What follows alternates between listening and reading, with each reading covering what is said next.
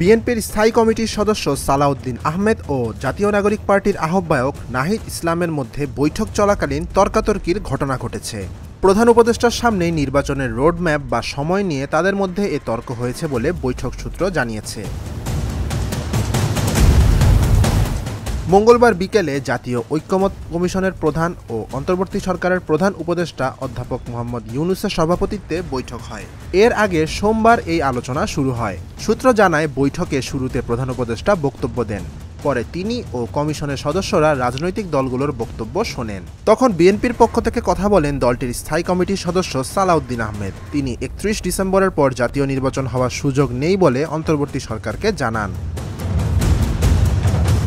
সালাউদ্দিন বলেন, বিএনপি নির্বাচন অনুষ্ঠিত করার বিষয় ৩১ ডিসেম্বরের একদিন পরেও সময় দিতে রাজি নয়।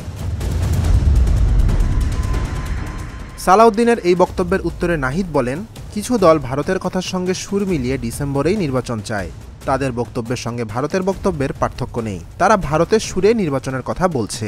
সঙ্গে সঙ্গে এ কথার ক্ষুব্ধ প্রতিক্রিয়া জানিয়ে সালাউদ্দিন আহমেদ বলেন, ডিসেম্বরে নির্বাচন চাইলে যদি ভারতের সুরে কথা বলা হয়, তাহলে যারা নির্বাচন পেছাতে চায় তারা নিশ্চয়ই যুক্তরাষ্ট্র কিংবা চীনের সুরে কথা বলছে। এ নিয়ে দুই দলের নেতাদের মধ্যে বাকবিতণ্ডা শুরু হয়। পরে উপস্থিত রাজনৈতিক নেতারা তাদের নিবৃত্ত করেন।